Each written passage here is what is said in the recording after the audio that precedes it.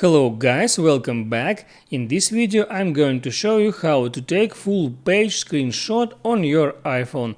It's quite simple and easy, just follow these simple steps.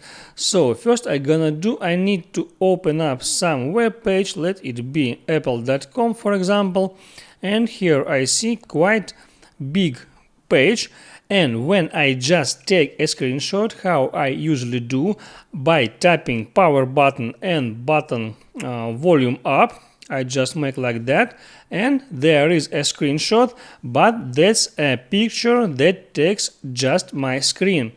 What to do to take a full page screenshot? Here it is, this tab, full page. When I tap on it, here I can see by sliding at the right slider, up and down, here I see the full page, and now I can edit this image how I want. I can write here something, and then I will press done, and this screenshot will be saved as PDF to files. Just tap here and that's it. So now you know how to take full page screenshot on your iPhone. Make sure you like this video if it was helpful for you, and see you next time.